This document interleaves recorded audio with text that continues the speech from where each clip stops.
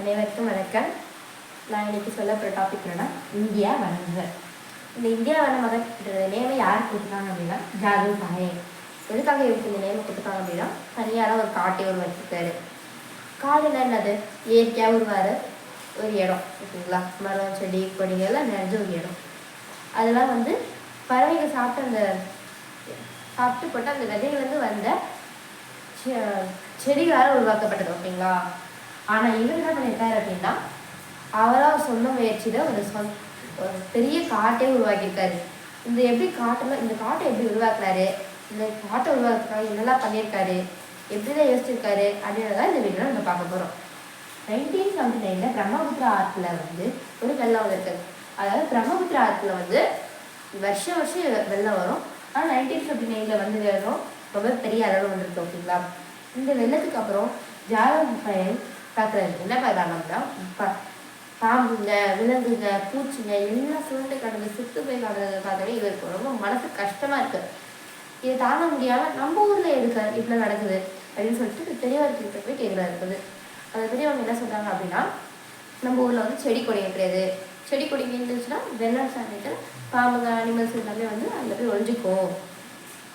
அதனால தான் நம்ம ஊரில் இந்த மாதிரி நிறைய உயிர் சேதங்கள் நடக்குது அப்படின்னு சொன்னோன்னே இவருக்கு ரொம்ப கஷ்டப்பட்டுது. இந்த செடி கொடி எல்லாமே இந்த மாதிரி நிறைய உயிர் போதா அப்படின்னு சொல்லிட்டு ஒரு காட்டை உருவாக்கணும் அப்படின்ற ஒரு முடிவுக்கு வராரு. இந்த காட்டை உருவாக்குறதுக்காகவே ஒரு திட்டத்தை அந்த சமயத்தில் கொண்டு வர்றாரு சரிங்களா, சமூக காடுகள் வளர்ப்பு திட்டம்.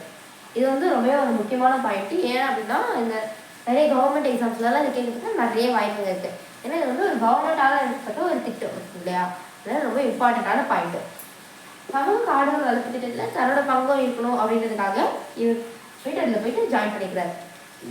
ஜாயின் பண்ணதுக்கப்புறம் இந்த செடி கொடிகள் இதெல்லாம் அவங்க கூட சேர்ந்து நட்டு வச்சு அந்த செடிகள் எல்லாம் பராமரிக்கிறாங்க. ஒரு சமயத்தில் இந்த இந்த திட்டத்துக்காக வந்தவங்கலாம் இந்த ஊர் விட்டு போகிற நிலைமையில இவர் மட்டும் நம்பியிருக்காங்க. இவர் நம்பியிருக்கும் போது எல்லாருமே செடி எல்லாத்துக்குமே நல்லா பராமரிச்சுட்டு இருந்தாங்க. ஆனால் என்ன அப்படின்னா மூங்கிலை தவிர்த்து அவங்க நட்டு வச்ச மரங்கள்ல மூங்கிலை தவிர்த்து வேறு எதுவுமே வளரல. நம்ம ஊரில் மூங்கில் மட்டும் வளருது, மற்ற செடியெலாம் வளர மாட்டுது அப்படின்னு யோசிச்சுக்கும்போது அவர் ஜாதுநாத் அப்படின்றவரை பற்றினா ஒரு எண்ணம் வருது.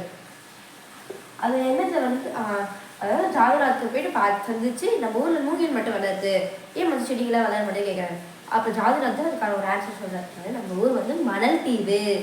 இந்த மணல் தீவில் மூங்கில் மட்டும்தான் வளர முடியும், வேற எந்த செடியும் வளராது அப்படின்னு சொன்னதுக்கப்புறம் இவர் ஓகே மூங்கில் மட்டும் தான் வளரும் அப்படின்ற ஒரு தெளிவு கிடைச்சோடனே மூங்கில போயிட்டு அந்த இடத்துல நிறைய நட்டு வச்சு அதில் ஒரு காடு மாதிரி உருவாக்குறாரு. ஆனால் ஒரு காடு அப்படின்னா நிறைய பல வகையான மரங்கள் செடி கொடிகள்லாம் இருக்கணும். மூங்கில் மட்டுமே தான் அதை எப்படி காடுன்னு சொல்லுவாங்க.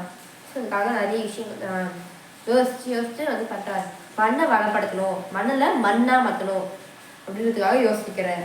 ஸோ அதுக்காக ஃபஸ்ட் எடுத்து வைக்கிற ஸ்டெப் தான் எறும்புகளை வர வைக்கணும் அப்படின்றது. இந்த எறும்புகளை வர வைக்கிறதுக்காக என்ன பண்ணுறாரு அப்படின்னா ஒரு மூட்டை சர்க்கரையை எடுத்துன்னு நதியில் ஃபுல்லாக போடுறாரு. சர்க்கரையை பார்த்து என்ன வரும்? எறும்பு வரும். எறும்புகள் இந்த மண்ணை உழுகிற மாதிரி பண்ணிடுதுங்க. அடுத்தடுத்து அந்த மண்ணு கொஞ்சமாக வளமாயிடுது. அதுக்கப்புறம் கால்நடைகளை வளர்க்குறாரு. கால்நடைகளை வளர்த்து அதோட சாணத்தை உரமாக மாற்றி அந்த மண் இன்னமும் வளப்படுத்துறாரு. இந்த மாதிரி நிறைய விஷயங்களை படிப்படியாக செஞ்சு அந்த மண்ணை வளப்படுத்தி அந்த மண்ணை அந்த மணலை மண்ணாக மாற்றுறாரு. இந்த இடத்துல நிறைய செடி கொடிகள்லாம் இப்பெல்லாம் வளருது. இப்படிதான் ஒரு காடு உருவாக்கியிருக்காங்க. அப்புறம் சிட்டு கலிட்டா அப்படின்ற ஒரு வன ஆளுநர் அந்த காட்டை பார்க்க வராரு. அவர் என்ன சொல்கிறார் அப்படின்னா அது இந்த உலகத்தில் இருக்க எல்லா காட்டையும் டிஸ்கவரி பண்ணுறாரு. டிஸ்கவரி பண்ணும்போது அந்த காடுகளை பற்றியும் நோட் பண்ணுவார். ஆனால் இவர் நோட் பண்ண விஷயம் என்னன்னா இந்த இந்தியா வனமாக உருவாக்கினா இந்த காட்டை பற்றி தான். ஸோ இந்த காட்டை நம்ம உடனே பார்த்து அதை டிஸ்கவரி பண்ணணும் அப்படின்றதுக்காக இவர் போயிட்டு அந்த காடை போயிட்டு டிஸ்கவரி பண்ணுறாரு. டிஸ்கவரி பண்ணும்போது என்ன சொல்கிறாங்க அப்படின்னா ஜாதவ் பாயேங் இந்த காட்டை தனியாக உருவாக்கிக்காரு அப்படின்னு சொல்லி இவருக்கு ஷாக் ஆகிட்டு அவரை போய் பாராட்டுறாங்க. அதுக்கப்புறம் இவரை பற்றி நல்லா பாராட்டினதுக்கப்புறம் அந்த காட்டை போய் டிஸ்கவரி பண்ணும்போது இப்படி ஒரு காடு இருக்கிறது தனியாளால் உருவாக்கப்பட்டிருக்கு, அதை கண்டிப்பாக இதுக்கு ப்ராப்ளம் வாங்குவோம் அப்படின்னு சொல்கிறதுக்காக டைம்ஸ் ஆஃப் இந்தியா அப்படின்ற இதில் இந்த காட்டை பற்றி சொல்கிறாங்க. அதுக்கப்புறம் இந்த வனமனிதனை பற்றி ஒரு ஷார்ட் ஸ்டோரி சொல்லி கேட்டுக்கோங்க. இவர் காடுகளில் ரொம்ப 30 வருஷங்களாகவே ரொம்ப பாடுபட்டு வளர்த்துருக்காரு ஓகேங்களா. 30 வருஷமாக அது அவங்க குடும்பத்துக்கு காட்டுக்குள்ள தான் தங்குறாரு. அந்த மாதிரி ஒரு மூங்கிலால் ஒரு வீடு செஞ்சு அதில் தங்கியிருக்காரு. ஒரு நாள் நடுராத்திரி நைட்டு ஒரு 2 மணி இருக்கும் வச்சுக்கோங்களேன். நைட் 2 மணிக்கு இல்லாமல் இருக்காது, சூரியனும் இருக்காது. ஸோ எதுவுமே தெரியாது. அந்த மாதிரி நேரத்தில் இவங்க தூங்கி இருக்கும் போது யானைங்க நல்லா வேகமாக ஓடி அந்த வீட்டை நோக்கி ஓடி வருதுங்க இல்லையா. ஸோ அந்த வீட்டுக்கு ஓடி வரும்போது எல்லாரையும் அவங்க பயந்து எல்லாரும் திட்டு போயிட்டு அந்த வீட்டை விட்டு கொஞ்சம் தூரமாக வச்சு பார்த்துக்கிட்டாங்க. பார்த்தா இவரோட வீட்டை மூஞ்சிலாம் கஷ்டப்பட்டு செஞ்ச வீட்டை யானைகளாம் அடிச்சு நொறுக்கிடுச்சுங்க. இதை பார்த்ததுக்கப்புறம் நம்மளாம் என்ன பண்ணுவோம், ரொம்ப வருத்தப்பட்டு ரொம்ப அழுவோம், இதெல்லாம் பண்ணுவோம். ஆனால் ரொம்ப சந்தோஷப்பட்டு சிரிச்சாரு. ஏன் அப்படின்னா ஒரு காடு ஒன்று அப்படி இருக்குன்னா அதில் கண்டிப்பாக விலங்குகள் இருக்கணும். அதுலேயும் முக்கியமாக யானைகள் இருந்தால் ஒரு காடாகவே ஏற்றுக்கப்படும். இந்த மாதிரி நம்ம காடு உண்மையிலே காடு தான் அப்படின்னு நினச்சி ரொம்பவே சந்தோஷப்படுறாரு. ஸோ இப்போ நான் வந்து என்ன சொல்கிறேன்னா இந்தியாவை நம்ம அதாவது ஜாதவ் பாயங்கள் கழிச்ச அவார்ட்ஸை பற்றி இப்போ பார்க்கலாம். ஃபாரஸ்ட் மேன் ஆஃப் இந்தியா அப்படின்ற அவார்டு வந்து ஜவஹர்லால் நேரு பல்கலைக்கழகம் 2012 இவங்களுக்கு கொடுத்துருக்காங்க. கொடுத்து இவரை பெருமைப்படுத்தியிருக்காங்க. ஓகேங்களா. அடுத்து இந்திய அரசு வந்து இவருக்கு 2015 பத்மஸ்ரீ விருதை கொடுத்து சிறப்பிச்சிருக்காங்க.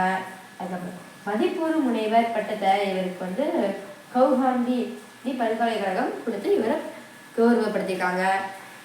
அது இத்துடன் முடிந்து கொள்வதை மட்டுமின்றி நாமளும் இந்த மாதிரி நிறைய செடி கொடிகள் எல்லாம் வளர்த்து நம்மளால முடிஞ்ச அளவுக்கு இந்த காடுகளை வளர்த்து நம்ம என்விரான்மெண்ட்டை பாதுகாப்பு பண்ணுறோம். Save environment. தேங்க்யூ.